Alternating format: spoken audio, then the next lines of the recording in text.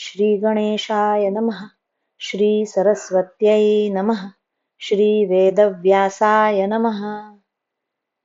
नारायणं नमस्कृत्य नरं चैव नरोत्तमं देवीं सरस्वतीं व्यासं ततो जयमुदीरयेत्। चतुर्विंशोऽध्यायः। भूरिश्रवा के पास उसकी पत्नियों का विलाप। उन सब को तथा शकुनी को देखकर गांधारी का श्री कृष्ण के सम्मुख शोकोद्गार। गांधार्युवाच। गांधारी बोली, माधव देखो, सात्यकी ने जिन्हें मार गिराया था वे ही ये सोमदत्त के पुत्र भूरिश्रवा पास ही दिखाई दे रहे हैं। इन्हें बहुत से पक्षी चोंच मार मार कर नोच रहे हैं। जनार्दन, उधर पुत्र शोक से संतप्त होकर मरे हुए सोमदत्त महाधनुर्धर सात्यकी की निंदा करते हुए से दिखाई दे रहे हैं। उधर वे शोक में डूबी हुई भूरिश्रवा की सती साध्वी माता अपने पति को मानो आश्वासन देती हुई कहती है, महाराज, सौभाग्य से आपको यह भरत वंशियों का दारुण विनाश, घोर प्रलय के समान कुरुकुल का महासंहार देखने का अवसर नहीं मिला है। जिसकी ध्वजा में यूप का चिन्ह था, जो सहस्रों स्वर्ण मुद्राओं की भूरी भूरी दक्षिणा दिया करता था और जिसने अनेक यज्ञों का अनुष्ठान पूरा कर लिया था, उस वीर पुत्र भूरिश्रवा की मृत्यु का कष्ट सौभाग्य से आप नहीं देख रहे हैं। महाराज, समुद्र तट पर चीत्कार करने वाली सारसियों के समान इस युद्ध स्थल में आप अपने इन पुत्र वधुओं का अत्यंत भयानक विलाप नहीं सुन रहे हैं। यह भाग्य की ही बात है। आपकी पुत्र वधुएं एक वस्त्र अथवा आधे वस्त्र से ही शरीर को ढांक कर अपनी काली काली लटें छिटकाए इस युद्ध भूमि में चारों ओर दौड़ रही है। इन सब के पुत्र और पति भी मारे जा चुके हैं। अहो, आपका बड़ा भाग्य है कि अर्जुन ने जिसकी एक बाह काट ली थी और सात्यकी ने जिसे मार गिराया था, युद्ध में मारे गए उस भूरिश्रवा और शल को आप हिंसक जंतुओं का आहार बनते नहीं देखते हैं तथा इन सब अनेक प्रकार के रंग रूप वाली पुत्र वधुओं को भी आज यहाँ रणभूमि में भटकती हुई नहीं देख रहे हैं। सौभाग्य से अपने महामनस्वी पुत्र यूप ध्वज भूरिश्रवा के रथ पर खंडित होकर गिरे हुए उसके सुवर्ण में छत्र को आप नहीं देख पा रहे हैं। श्री कृष्ण, भूरिश्रवा की कजरारे नेत्रों वाली वे पत्नियां सात्यकी द्वारा मारे गए अपने पति को सब ओर से घेर कर बारंबार शोक से पीड़ित हो रही हैं। केशव, पति शोक से पीड़ित हुई ये अबलाएं करुणाजनक विलाप करके पति के सामने अत्यंत दुख से पछाड़ खा खा कर गिर रही हैं। वे कहती हैं, अर्जुन ने यह अत्यंत घृणित कर्म कैसे किया कि दूसरे के साथ युद्ध में लगे रहकर उनकी ओर से असावधान हुए आप जैसे यज्ञ परायण शूरवीर की बाह काट ली। उनसे भी बढ़कर घोर पाप कर्म सात्यकी ने किया है, क्योंकि उन्होंने आमरण अनशन के लिए बैठे हुए एक शुद्धात्मा साधु पुरुष के ऊपर खड्ग का प्रहार किया है। धर्मात्मा महापुरुष, तुम अकेले 2 महारथियों द्वारा अधर्म पूर्वक मारे जाकर रणभूमि में सो रहे हो। भला सात्यकी साधु पुरुषों की सभाओं और बैठकों में अपने लिए कलंक का टीका लगाने वाले इस पाप कर्म का वर्णन स्वयं अपने ही मुख से किस प्रकार करेंगे। माधव, इस प्रकार यूप ध्वज की ये स्त्रियां सात्यकी को कोस रही हैं। श्री कृष्ण, देखो, यूप ध्वज की यह पतली कमर वाली भार्या पति की कटी हुई बाह को गोद में लेकर बड़े दीन भाव से विलाप कर रही है। वह कहती है, हाय, यह वही हाथ है जिसने युद्ध में अनेक शूरवीरों का वध मित्रों को अभयदान, सहस्रों गोदान तथा क्षत्रियों का संहार किया है। यह वही हाथ है जो हमारी करधनी को खींच लेता, उभरे हुए स्तनों का मर्दन करता, नाभि, उरु और जघन प्रदेशों को छूता और नीवी का बंधन सरका दिया करता था। जब मेरे पति समरांगण में दूसरे के साथ युद्ध में संलग्न हो अर्जुन की ओर से असावधान थे, उस समय भगवान श्री कृष्ण के निकट अनायास ही महान कर्म करने वाले अर्जुन ने इस हाथ को काट गिराया था। जनार्दन, तुम सत्पुरुषों की सभाओं में बातचीत के प्रसंग में अर्जुन के महान कर्म का किस तरह वर्णन करोगे, अथवा स्वयं किरीटधारी अर्जुन ही कैसे इस जघन्य कार्य की चर्चा करेंगे। इस तरह अर्जुन की निंदा करके यह सुंदरी चुप हो गई है। इसकी बड़ी सौतें इसके लिए उसी प्रकार शोक प्रकट कर रही हैं जैसे सास अपनी बहू के लिए किया करती है। यह गांधार देश का राजा महाबली सत्य पराक्रमी शकुनी पड़ा हुआ है। इसे सहदेव ने मारा है। भांजे ने मामा के प्राण लिए हैं। पहले सोने के डंडों से विभूषित दो दो व्यजनों द्वारा जिसको हवा की जाती थी, वही शकुनी आज धरती पर सो रहा है और पक्षी अपनी पांखों से उसको हवा करते हैं। जो अपने सैकड़ों और हजारों रूप बना लिया करता था, उस मायावी की सारी मायाएं पांडुपुत्र सहदेव के तेज से दग्ध हो गईं। जो छल विद्या का पंडित था, जिसने द्यूत सभा में माया द्वारा युधिष्ठिर तथा उनके विशाल राज्य को जीत लिया था, वही फिर अपना जीवन भी हार गया।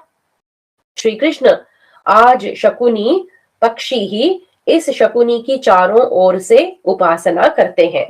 इसने मेरे पुत्रों के विनाश के लिए ही द्यूत विद्या अथवा धूर्त विद्या सीखी थी। इसी ने सगे संबंधियों सहित अपने और मेरे पुत्रों के वध के लिए पांडवों के साथ महान वैर की नींव डाली थी। प्रभो, जैसे मेरे पुत्रों को शस्त्रों द्वारा जीते हुए पुण्य लोक प्राप्त हुए हैं, उसी प्रकार इस दुर्बुद्धि शकुनी को भी शस्त्र द्वारा जीते हुए उत्तम लोक प्राप्त होंगे। मधुसूदन, मेरे पुत्र सरल बुद्धि के हैं। मुझे भय है कि उन पुण्य लोकों में पहुंचकर यह शकुनी फिर किसी प्रकार उन सब भाइयों में परस्पर विरोध न उत्पन्न कर दे। इस प्रकार श्री महाभारत स्त्री पर्व के अंतर्गत स्त्री विलाप पर्व में गांधारी वाक्य विषयक 24वां अध्याय पूरा हुआ। पंचविंशोऽध्यायः। अन्यान्य वीरों को मरा हुआ देखकर गांधारी का शोकातुर होकर विलाप करना और क्रोध पूर्वक श्री कृष्ण को यदुवंश विनाश विषयक शाप देना। गांधार्युवाच। गांधारी बोली, माधव, जो काबुल के बने हुए मुलायम बिछौनों पर सोने के योग्य है, वह बैल के समान हृष्ट पुष्ट कंधों वाला दुर्जय वीर काम्बोज राज सुदक्षिण मरकर धूल में पड़ा हुआ है। उसकी चंदन चर्चित भुजाओं को रक्त में सनी हुई देख उसकी पत्नी अत्यंत दुखी हो करुणाजनक विलाप कर रही है। वह कहती है, प्राणनाथ, सुंदर हथेली और अंगुलियों से युक्त तथा परिघ के समान मोटी ये वे ही दोनों भुजाएं हैं जिनके भीतर आप मुझे अंक में भर लेते थे, और उस अवस्था में मुझे जो प्रसन्नता प्राप्त होती थी उसने पहले कभी मेरा साथ नहीं छोड़ा था। जनेश्वर, अब आपके बिना मेरी क्या गति होगी। श्री कृष्ण, अपने जीवन बंधु के मारे जाने से अनाथ हुई यह रानी कांपती हुई मधुर स्वर से विलाप कर रही है। घाम से मुरझाती हुई नाना प्रकार की पुष्पमालाओं के समान ये राज रानियां धूप से तप गई हैं, तो भी इनके शरीरों का सौंदर्य श्री छोड़ नहीं रहा है। मधुसूदन, देखो, पास ही वह शूरवीर कलिंगराज सो रहा है, जिसकी दोनों विशाल भुजाओं में चमकीले अंगद यानी कि बाजूबंद बंधे हुए हैं। जनार्दन उधर मगध राज जयतसेन पड़ा है, जिसे चारों ओर से घेर कर उसकी पत्नियां अत्यंत व्याकुल हो फूट फूट कर रो रही हैं। श्री कृष्ण मधुर स्वर वाली उन विशाल लोचना रानियों का मन और कानों को मोह लेने वाला आर्तनाद मेरे मन को मूर्छित सा किए देता है। इनके वस्त्र और आभूषण अस्त व्यस्त हो रहे हैं। सुंदर बिछौनों से युक्त शैयाओं पर शयन करने के योग्य ये मगध देश की रानियां शोक से व्याकुल हो रोती हुई भूमि पर लौट रही हैं। अपने पति कौशल नरेश राजकुमार बृहद बल को भी चारों ओर से घेर कर उनकी रानियां अलग अलग रो रही हैं।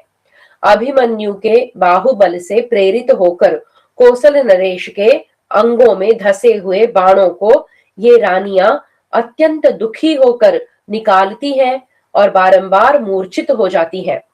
माधव, इन सर्वांग सुंदरी राज महिलाओं के सुंदर मुख धूप और परिश्रम के कारण मुरझाए हुए कमलों के समान प्रतीत होते हैं। ये द्रोणाचार्य के मारे हुए धृष्टद्युम्न के सभी छोटे छोटे शूरवीर बालक सो रहे हैं। इनकी भुजाओं में सुंदर अंगद और गले में सोने के हार शोभा पाते हैं। द्रोणाचार्य प्रज्वलित अग्नि के समान थे। उनका रथ ही अग्निशाला था, धनुष ही उस अग्नि की लपट था। बाण, शक्ति और गदाएं समिधा का काम कर रही थी। धृष्टद्युम्न के पुत्र पतंगों के समान उस द्रोण रूपी अग्नि में चलकर भस्म हो गए। इसी प्रकार सुंदर अंगदों से विभूषित पांचों शूरवीर भाई केकय राजकुमार समरांगण में सम्मुख होकर जूझ रहे थे। वे सब के सब आचार्य द्रोण के हाथ से मारे जाकर सो रहे हैं। इन सब के कवच तपाए हुए सुवर्ण के बने हैं। इनके रथ समूह ताल चिन्हित ध्वजाओं से सुशोभित है। ये राजकुमार अपनी प्रभा से प्रज्वलित अग्नि के समान भूतल को प्रकाशित कर रहे हैं। माधव, देखो, युद्ध स्थल में द्रोणाचार्य ने जिन्हें मार गिराया था वे राजा द्रुपद सो रहे हैं, मानो किसी वन में विशाल सिंह के द्वारा कोई महान गजराज मारा गया हो। कमल नयन पांचाल राज का यह निर्मल श्वेत छत्र शरत काल के चंद्रमा की भांति सुशोभित हो रहा है। इन बूढ़े पांचाल राज द्रुपद को इनकी दुखी रानियां और पुत्र वधुएं चिता में जलाकर इनकी प्रदक्षिणा करके जा रही हैं। चेदिराज महामना शूरवीर धृष्टकेतु को जो द्रोणाचार्य के हाथ से मारा गया है, उसकी रानियां अचेत सी होकर दाह संस्कार के लिए जा रही हैं। मधुसूदन, यह महाधनुर्धर वीर संग्राम में द्रोणाचार्य के अस्त्र शस्त्रों का नाश करके नदी के वेग से कटे हुए वृक्ष के समान मरकर धराशायी हो गया। यह चेदिराज शूरवीर महारथी दृष्टकेतु सहस्रों शत्रुओं को मारकर मारा गया और रणशैया पर सदा के लिए सो गया। ऋषिकेश सेना और बंधुओं सहित मारे गए इस चेदिराज को पक्षी चोंच मार रहे हैं और उसकी स्त्रियां उसे चारों ओर से घेर कर बैठी हैं। दशार्ह कुल की कन्या श्रुतश्रवा के पुत्र शिशुपाल का यह सत्य पराक्रमी वीर पुत्र रणभूमि में सो रहा है और इसे अंक में लेकर ये चेदिराज की सुंदरी रानियां रो रही हैं। ऋषिकेश, देखो तो सही, इस धृष्टकेतु के सुंदर मुख और मनोहर कुंडलों वाले पुत्र को द्रोणाचार्य ने समरांगण में अपने बाणों द्वारा मारकर उसके अनेक टुकड़े कर डाले हैं। मधुसूदन, रणभूमि में स्थित होकर शत्रुओं के साथ जूझने वाले अपने पिता का साथ इसने कभी नहीं छोड़ा था। आज युद्ध के बाद भी वह पिता को नहीं छोड़ सका है। महाबाहो, इसी प्रकार मेरे पुत्र के पुत्र शत्रुवीर हंता लक्ष्मण ने भी अपने पिता दुर्योधन का अनुसरण किया है। माधव, जैसे ग्रीष्म ऋतु में हवा के वेग से दो खिले हुए शाल वृक्ष गिर गए हों, उसी प्रकार अवंती देश के दोनों वीर राजपुत्र विंद और अनुविंद धराशायी हो गए हैं। इन पर दृष्टिपात करो। इन दोनों ने सोने के कवच धारण किए हैं, बाण खड्ग और धनुष लिए हैं तथा बैल के समान बड़ी बड़ी आंखों वाले ये दोनों वीर चमकीले हार पहने हुए सो रहे हैं। श्री कृष्ण, तुम्हारे साथ ही ये समस्त पांडव अवध्य जान पड़ते हैं, जो कि द्रोण, भीष्म, वैकर्तन, कर्ण, कृपाचार्य, दुर्योधन, द्रोणपुत्र अश्वत्थामा, सिंधुराज जयद्रथ, सोमदत्त, विकर्ण और शूरवीर कृतवर्मा के हाथ से जीवित बच गए हैं। जो नरश्रेष्ठ अपने शस्त्र के वेग से देवताओं को भी नष्ट कर सकते थे, वे ही ये युद्ध में मार डाले गए हैं। यह काल का उलट फेर लिखो। माधव, निश्चय ही दैव के लिए कोई भी कार्य अधिक कठिन नहीं है, क्योंकि उसने क्षत्रियों द्वारा ही इन शूरवीर क्षत्रिय शिरोमणियों का संहार कर डाला है। श्री कृष्ण, मेरे वेगशाली पुत्र तो उसी दिन मार डाले गए जबकि तुम अपूर्ण मनोरथ होकर पुनः उपप्लव्य को लौट गए थे। मुझे तो शांतनु नंदन भीष्म तथा ज्ञानी विदुर ने उसी दिन कह दिया था कि अब तुम अपने पुत्रों पर स्नेह न करो। जनार्दन, उन दोनों की यह दृष्टि मिथ्या नहीं हो सकती थी। अतः थोड़े ही समय में मेरे सारे पुत्र युद्ध की आग में जलकर भस्म हो गए। वैशंपायन उवाच। वैशंपायन जी कहते हैं, भारत, ऐसा कहकर शोक से मूर्छित हुई गांधारी धैर्य छोड़कर पृथ्वी पर गिर पड़ी। दुख से उनकी विवेक शक्ति नष्ट हो गई। तदनंतर उनके सारे अंगों में क्रोध व्याप्त हो गया। पुत्र शोक में डूब जाने के कारण उनकी सारी इंद्रियां व्याकुल हो उठी। उस समय गांधारी ने सारा दोष श्री कृष्ण के ही माथे मढ़ दिया। गांधार्युवाच। गांधारी ने कहा, श्री कृष्ण, जनार्दन, पांडव और धृतराष्ट्र के पुत्र आपस में लड़कर भस्म हो गए। तुमने इन्हें नष्ट होते देख कर भी इनकी उपेक्षा कैसे कर दी? महाबाहु मधुसूदन, तुम शक्तिशाली थे, तुम्हारे पास बहुत से सेवक और सैनिक थे, तुम महान बल में प्रतिष्ठित थे, दोनों पक्षों से अपनी बात मनवा लेने की सामर्थ्य तुम में मौजूद थी। तुमने वेद शास्त्रों और महात्माओं की बातें सुनी और जानी थी।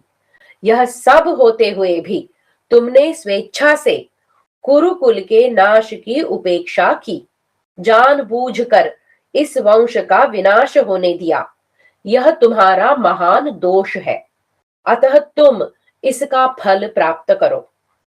चक्र और गदा धारण करने वाले केशव, मैंने पति की सेवा से जो कुछ भी तप प्राप्त किया है, उस दुर्लभ तपोबल से तुम्हें शाप दे रही हूं। गोविंद, तुमने आपस में मार काट मचाते हुए कुटुंबी कौरवों और पांडवों की उपेक्षा की है, इसलिए तुम अपने भाई बंधुओं का भी विनाश कर डालोगे। मधुसूदन, आज से 36वां वर्ष उपस्थित होने पर तुम्हारे कुटुंबी, मंत्री और पुत्र सभी आपस में लड़कर मर जाएंगे। तुम सब से अपरिचित और लोगों की आंखों से ओझल होकर अनाथ के समान वन में विचरोगे और किसी निंदित उपाय से मृत्यु को प्राप्त होोगे। इन भरत वंश की स्त्रियों के समान तुम्हारे कुल की स्त्रियां भी पुत्रों तथा भाई बंधुओं के मारे जाने पर इसी तरह सगे संबंधियों की लाशों पर गिरेंगी। वैशंपायन उवाच। वैशंपायन जी कहते हैं, राजन, वह घोर वचन सुनकर महामनस्वी वसुदेव नंदन श्री कृष्ण ने कुछ मुस्कुराते हुए से गांधारी देवी से कहा, क्षत्राणी, मैं जानता हूं यह ऐसा ही होने वाला है। तुम तो किए हुए को ही कर रही हो। इसमें संदेह नहीं कि वृष्णि वंश के यादव दैव से ही नष्ट होंगे। शुभे, वृष्णि कुल का संहार करने वाला मेरे सिवा दूसरा कोई नहीं है। यादव दूसरे मनुष्यों तथा देवताओं और दानवों के लिए भी अवध्य है, अतः आपस में ही लड़कर नष्ट होंगे। श्री कृष्ण के ऐसा कहने पर पांडव मन ही मन भयभीत हो उठे। उन्हें बड़ा उद्वेग हुआ। वे सब के सब अपने जीवन से निराश हो गए। इस प्रकार श्री महाभारत स्त्री पर्व के अंतर्गत स्त्री विलाप पर्व में गांधारी का शाप दान विषयक 25वां अध्याय पूरा हुआ।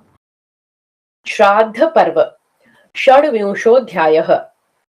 प्राप्त अनुस्मृति विद्या और दिव्य दृष्टि के प्रभाव से युधिष्ठिर का महाभारत युद्ध में मारे गए लोगों की संख्या और गति का वर्णन तथा युधिष्ठिर की आज्ञा से सबका दाह संस्कार। श्री भगवान वाच। श्री भगवान बोले, गांधारी उठो उठो, शोक में मन को न डुबाओ। तुम्हारे ही अपराध से कौरवों का विनाश हुआ है। तुम्हारा पुत्र दुर्योधन दुरात्मा, दूसरों से ईर्ष्या एवं जलन रखने वाला और अत्यंत अभिमानी था। दुष्कर्म परायण, निष्ठुर, वैर का मूर्तिमान स्वरूप और बड़े बूढ़ों की आज्ञा का उल्लंघन करने वाला था। तुमने उसको अगुआ बनाकर जो अपराध किया है उसे क्या तुम अच्छा समझती हो? अपने ही किए हुए दोष को यहाँ मुझ पर कैसे लादना चाहती हो? यदि कोई मनुष्य किसी मरे हुए संबंधी, नष्ट हुई वस्तु अथवा बीती हुई बात के लिए शोक करता है तो वह एक दुख से दूसरे दुख का भागी होता है। इस प्रकार वह दो अनर्थों को प्राप्त होता है। ब्राह्मणी तप के लिए, गाय बोझ ढोने के लिए, घोड़ी वेग से दौड़ने के लिए, शूद्रा सेवा के लिए, वैश्य कन्या पशुपालन करने के लिए और तुम जैसी राजपुत्री युद्ध में लड़कर मरने के लिए पुत्र पैदा करती है। वैशंपायन उवाच। वैशंपायन जी कहते हैं, जन्मेजय, श्री कृष्ण का दोबारा कहा हुआ वह अप्रिय वचन सुनकर गांधारी चुप हो गई। उसके नेत्र शोक से व्याकुल हो उठे थे। उस समय धर्मज्ञ राजर्षि धृतराष्ट्र ने अज्ञान से उत्पन्न होने वाले शोक और मोह को रोककर धर्मराज युधिष्ठिर से पूछा, पांडुनंदन, तुम जीवित सैनिकों की संख्या के जानकार तो हो ही। यदि मरे हुओं की संख्या जानते हो तो मुझे बताओ। युधिष्ठिर उवाच। युधिष्ठिर बोले, राजन, इस युद्ध में 1 अरब 66 करोड़ 20,000 योद्धा मारे गए हैं। राजेंद्र, इनके अतिरिक्त 24,165 सैनिक लापता है। धृतराष्ट्र उवाच। धृतराष्ट्र ने पूछा, पुरुष प्रवर महाबाहु युधिष्ठिर, तुम तो मुझे सर्वज्ञ जान पड़ते हो, अतः यह तो बताओ कि वे मरे हुए सैनिक किस गति को प्राप्त हुए हैं। युधिष्ठिर उवाच। युधिष्ठिर ने कहा, जिन लोगों ने इस महासमर में बड़े हर्ष और उत्साह के साथ अपने शरीरों की आहुति दी है, वे सत्य पराक्रमी वीर देवराज इंद्र के समान लोकों में गए हैं। भारत जो अप्रसन्न मन से मरने का निश्चय करके रण क्षेत्र में जूझते हुए मारे गए हैं, वे गंधर्वों के साथ जा मिले हैं। जो संग्राम भूमि में खड़े हो प्राणों की भीख मांगते हुए युद्ध से विमुख हो गए थे, उनमें से जो लोग शस्त्र द्वारा मारे गए हैं वे गुह्यक लोकों में गए हैं। जिन महामनस्वी पुरुषों को शत्रुओं ने गिरा दिया था, जिनके पास युद्ध करने का कोई साधन नहीं रह गया था, वे शस्त्रहीन हो गए थे और उस अवस्था में भी लज्जाशील होने के कारण जो रणभूमि में निरंतर शत्रुओं का सामना करते हुए ही तीखे अस्त्र शस्त्रों से कट गए। वे क्षत्रिय धर्म परायण पुरुष ब्रह्मलोक में गए हैं। इस विषय में मेरा कोई दूसरा विचार नहीं है। राजन, इनके सिवा जो लोग इस युद्ध की सीमा के भीतर रहकर जिस किसी भी प्रकार से मार डाले गए हैं, वे उत्तर कुरु देश में जन्म धारण करेंगे। धृतराष्ट्र उवाच। धृतराष्ट्र ने पूछा, बेटा, किस ज्ञान बल से तुम इस तरह सिद्ध पुरुषों के समान सब कुछ प्रत्यक्ष देख रहे हो? महाबाहो, यदि मेरे सुनने योग्य हो तो बताओ। युधिष्ठिर उवाच। युधिष्ठिर बोले, महाराज, पहले आपकी आज्ञा से जब मैं वन में विचरता था, उन्हीं दिनों तीर्थ यात्रा के प्रसंग से मुझे एक महात्मा का इस रूप में अनुग्रह प्राप्त हुआ। तीर्थ यात्रा के समय देवर्षि लोमश का दर्शन हुआ था। उन्हीं से मैंने यह अनुस्मृति विद्या प्राप्त की थी।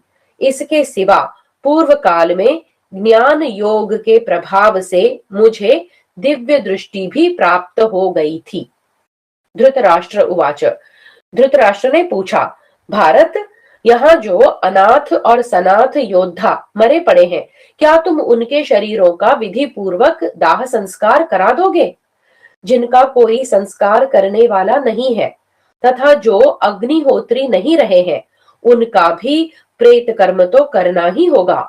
तात, यहाँ तो बहुतों के अंत्येष्टि कर्म करने हैं, हम किस किस का करें? युधिष्ठिर, जिनकी लाशों को गरुड़ और गीध इधर उधर घसीट रहे हैं, उन्हें तो श्राद्ध कर्म से ही शुभ लोक प्राप्त होंगे। वैशंपायन उवाच। वैशंपायन जी कहते हैं, महाराज, राजा धृतराष्ट्र के ऐसा कहने पर कुंती पुत्र युधिष्ठिर ने सुधर्मा, धौम्य, सारथी संजय, परम बुद्धिमान विदुर, कुरुवंशी युयुत्सु तथा इंद्रसेन आदि सेवकों एवं संपूर्ण सूतों को यह आज्ञा दी कि आप लोग इन सब के प्रेत कार्य संपन्न करावें। ऐसा न हो कि कोई भी लाश अनाथ के समान नष्ट हो जाए। धर्मराज के आदेश से विदुर जी, सारथी संजय, सुधर्मा, धौम्य तथा इंद्रसेन आदि ने चंदन और अगुरु की लकड़ी, कालियक, घी, तेल, सुगंधित पदार्थ और बहुमूल्य रेशमी वस्त्र आदि वस्तुएं एकत्र की। लकड़ियों का संग्रह किया, टूटे हुए रथों तथा नाना प्रकार के अस्त्र शस्त्रों को भी एकत्र कर लिया। फिर उन सब के द्वारा प्रयत्न पूर्वक कई चिताएं बनाकर जेठे छोटे के क्रम से सभी राजाओं का शास्त्रीय विधि के अनुसार उन्होंने शांत भाव से दाह संस्कार संपन्न कराया। राजा दुर्योधन, उनके 99 महारथी भाई, राजा शल्य, शल, भूरिश्रवा, राजा जयद्रथ, अभिमन्यु, दुशासन पुत्र लक्ष्मण, राजा धृष्टकेतु, बृहंत, सोमदत्त, 100 से भी अधिक सृंजय वीर, राजा क्षेमधनवा, विराट द्रुपद, शिखंडी, पांचाल देशीय द्रुपद पुत्र धृष्टद्युम्न, युधामन्यु, पराक्रमी उत्तमौजा, कोसल राज बृहदबल, द्रौपदी के 5 पुत्र, सुबल पुत्र शकुनी, अचल, वृषक, राजा भगदत्त, पुत्रों सहित अमर्षशील वैकर्तन कर्ण, महाधनुर्धर 5 केकय राजकुमार, महारथी त्रिगर्त, राक्षस राज घटोत्कच, बक के भाई राक्षस प्रवर अलम्बुश तथा राजा जलसंध, इनका तथा अन्य बहुतेरे सहस्रों भूपालों का घी की धारा से प्रज्वलित हुई अग्नियों द्वारा उन लोगों ने दाह कर्म कराया। किन्हीं महामनस्वी वीरों के लिए पितृमेध यानी श्राद्ध कर्म भी आरंभ कर दिए गए। कुछ लोगों ने वहां सामगान किया तथा कितने ही मनुष्यों ने वहां मरे हुए विभिन्न जनों के लिए महान शोक प्रकट किया। सामवेदीय मंत्रों तथा ऋचाओं के घोष और स्त्रियों के रोने की आवाज से वहां रात में सभी प्राणियों को बड़ा कष्ट हुआ। उस समय स्वल्प धूम युक्त प्रज्वलित तथा जलाई जाती हुई चिता की अग्नियां आकाश में सूक्ष्म बादलों से ढके हुए ग्रहों के समान दिखाई देती थीं। इसके बाद वहां अनेक देशों से आए हुए जो अनाथ लोग मारे गए, उन सब की लाशों को मंगवाकर उनके सहस्रों ढेर लगाए। फिर घी तेल में भिगोई हुई बहुत सी लकड़ियों द्वारा स्थिर चित्त वाले लोगों से चिता बनाकर उन सब को विदुर जी ने राजा की आज्ञा के अनुसार दग्ध करवा दिया। इस प्रकार उन सब का दाह कर्म कराकर कुरुराज युधिष्ठिर धृतराष्ट्र को आगे करके गंगा जी की ओर चले गए। इस प्रकार श्री महाभारत स्त्री पर्व के अंतर्गत श्राद्ध पर्व में कौरवों का और्ध्व दैहिक संस्कार विषयक 26वां अध्याय पूरा हुआ। सप्तविंशोऽध्यायः सभी स्त्री पुरुषों का अपने मरे हुए संबंधियों को जलांजलि देना। कुंती का अपने गर्भ से कर्ण के जन्म होने का रहस्य प्रकट करना तथा युधिष्ठिर का कर्ण के लिए शोक प्रकट करते हुए उनका प्रेत कृत्य संपन्न करना और स्त्रियों के मन में रहस्य की बात न छिपने का शाप देना। वैशंपायन उवाच। वैशंपायन जी कहते हैं, राजन, वे युधिष्ठिर आदि सब लोग कल्याणमयी पुण्य सलिला अनेक जल कुंडों से सुशोभित स्वच्छ विशाल रूप धारिणी तथा तट प्रदेश में महान वन वाली गंगा जी के तट पर आकर अपने सारे आभूषण, दुपट्टे तथा पगड़ी आदि उतार डाले और पिताओं, भाइयों, पुत्रों, पौत्रों, स्वजनों तथा आर्य वीरों के लिए जलांजलि प्रदान की। अत्यंत दुख से रोती हुई कुरुकुल की सभी स्त्रियों ने भी अपने पिता आदि के साथ साथ पतियों के लिए जल अर्पण किए। धर्मज्ञ पुरुषों ने अपने हितैषी सुहृदों के लिए भी जलांजलि देने का कार्य संपन्न किया। वीरों की पत्नियों द्वारा जब उन वीरों के लिए जलांजलि दी जा रही थी, उस समय गंगा जी के जल में उतरने के लिए बड़ा सुंदर मार्ग बन गया और गंगा का पाट अधिक चौड़ा हो गया। महासागर के समान विशाल वह गंगा तट आनंद और उत्सव से शून्य होने पर भी उन वीर पत्नियों से व्याप्त होने के कारण बड़ी शोभा पाने लगा। महाराज, तदनंतर कुंती देवी सहसा शोक से कातर हो रोती हुई मंदवाणी में अपने पुत्रों से बोली, पांडवों, जो महाधनुर्धर वीर रथ यूथपतियों का भी यूथपति तथा वीरोचित शुभ लक्षणों से संपन्न था, जिसे युद्ध में अर्जुन ने परास्त किया है तथा जिसे तुम लोग सूतपुत्र एवं राधा पुत्र के रूप में मानते जानते हो, जो सेना के मध्य भाग में भगवान सूर्य के समान प्रकाशित होता था, जिसने पहले सेवकों सहित तुम सब लोगों का अच्छी तरह सामना किया था, जो दुर्योधन की सारी सेना को अपने पीछे खींचता हुआ बड़ी शोभा पाता था। बल और पराक्रम में जिसकी समानता करने वाला इस भूतल पर दूसरा कोई राजा नहीं है। जिस शूर वीर ने अपने प्राणों की बाजी लगाकर भी भूमंडल में सदा यश का ही उपार्जन किया है, संग्राम में कभी पीठ न दिखाने वाले और अनायास ही महान कर्म करने वाले अपने उस सत्य प्रतिज्ञ भ्राता कर्ण के लिए भी तुम लोग जल दान करो। वह तुम लोगों का बड़ा भाई था। भगवान सूर्य के अंश से वह वीर मेरे ही गर्भ से उत्पन्न हुआ था। जन्म के साथ ही उस शूरवीर के शरीर में कवच कुंडल शोभा पाते थे। वह सूर्य देव के समान ही तेजस्वी था। माता का यह अप्रिय वचन सुनकर समस्त पांडव कर्ण के लिए ही बारंबार शोक करते हुए अत्यंत कष्ट में पड़ गए।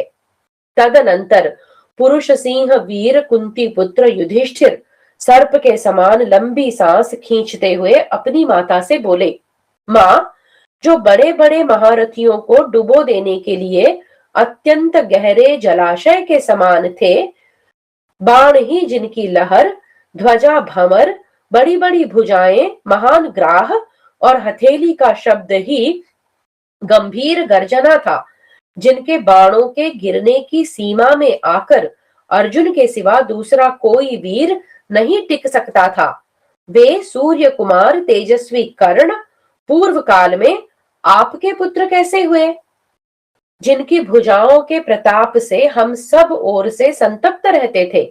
कपड़े में ढकी हुई आग के समान उन्हें अब तक आपने कैसे छिपा रखा था। धृतराष्ट्र के पुत्रों ने सदा उन्हीं के बाहुबल का भरोसा कर रखा था, जैसे कि हम लोगों ने गांडीवधारी अर्जुन के बल का आश्रय लिया था। कुंती पुत्र कर्ण के सिवा दूसरा कोई रथी ऐसा बड़ा बलवान नहीं हुआ है, जिसने समस्त राजाओं की सेना को रोक दिया हो। वे समस्त शस्त्रधारियों में श्रेष्ठ कर्ण क्या सचमुच हमारे बड़े भाई थे? आपने पहले उन अद्भुत पराक्रमी वीर को कैसे उत्पन्न किया था? अहो, आपने इस गूढ़ रहस्य को छिपाकर हम लोगों को मार डाला। कर्ण की मृत्यु से भाइयों सहित हमें बड़ी पीड़ा हो रही है। अभिमन्यु, द्रौपदी के पुत्र और पांचालों के विनाश से तथा कुरुकुल के इस पतन से हमें जितना दुख हुआ था, उससे 100 गुना यह दुख इस समय मुझे अत्यंत व्यथित कर रहा है। अब तो मैं केवल कर्ण के ही शोक में डूब गया हूँ। इस तरह जल रहा हूँ मानो मुझे किसी ने जलती आग में रख दिया हो। यदि पहले ही यह बात मुझे मालूम हो गई होती तो कर्ण को पाकर हमारे लिए इस जगत में कोई स्वर्गीय वस्तु भी अलभ्य नहीं होती, तथा कुरुकुल का अंत कर देने वाला यह घोर संग्राम भी नहीं हुआ होता। राजन, इस प्रकार बहुत विलाप करके धर्मराज युधिष्ठिर फूट फूट कर रोने लगे। रोते ही रोते उन्होंने धीरे धीरे कर्ण के लिए जल दान किया।